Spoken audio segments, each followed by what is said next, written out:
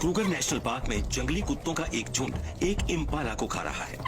Impala का वजन 45 kilogram से ज्यादा होता है, तो इन डॉग्स के पूरे दिन के खाने का इंतजाम तो हो गया है, लेकिन थोड़ी ही देर में इनसे खाना छीनने वाले आ पहुंचे हैं।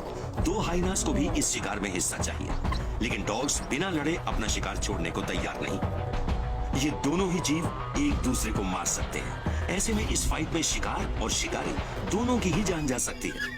मरे हुए एक इम्पाला को लेकर दो हाइना 8 वाइल्ड डॉग से लड़ रहे हैं। हाइना का साइज डॉग से दुगना है, लेकिन डॉग्स कई तरह की आवाजें निकालकर एक झुंड के तौर पर काम करते हैं। इस तरह की ट्वीटर्स के जरिए ये एक दूसरे से बात भी करते हैं। अपनी मिलीजुली ताकत के इस्तेमाल से ये खुद से बड़े अपोनेंट्स को छिपने पर मजबूर कर देते हैं। फिर ये फैलकर उन्हें घेर लेते हैं। हाइनास अपने पिछले हिस्से को झुकाकर अपनी बॉडी के सबसे इंपॉर्टेंट अंग जेनिटेलिया को छिपा लेते हैं। ये एक डिफेंसिव पोस्चर है, लेकिन इनके पास एक ऐसा हथियार भी है जो हालात को बदल सकता है। वो है इनकी बाइट, जो हड्डी को भी कुचल सकती है। इस हाइना की जॉ मसल्स के 3 सेट्स हैं, जिनसे ताकत मिलती है इनके 34 छोटे और चौड़े दांतों को, और जो मुंह में काफी पीछे होते हैं ताकि कुचलने की ताकत ज्यादा से ज्यादा हो जाए। इनकी बाइट में 1500 किलोग्राम प्रति वर्ग सेंटीमीटर से ज्यादा का प्रेशर होता है, यानी किसी लेपर्ड या ब्राउन बेयर से भी ज्यादा।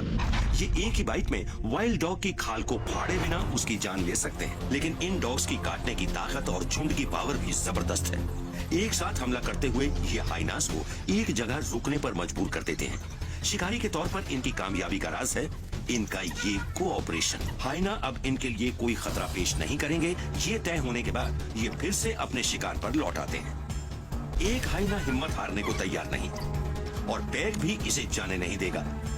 तो मुठभेड़ का दूसरा दौर शुरू होता है।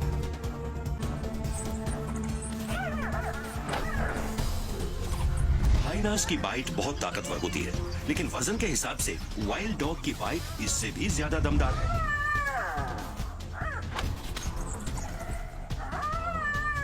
हाइनास स्कैवेंजिंग के लिए अपनी सूंघने की ताकत पर बहुत ज्यादा निर्भर करते हैं, इसलिए इस फीमेल की नाक में लाखों नर्व एंडिंग्स हैं, तो बाइट से इसे दर्द तो हो रहा होगा। ये दर्द से बेहाल है और अब इस पर बाकी झुंड भी हमला कर सकता है।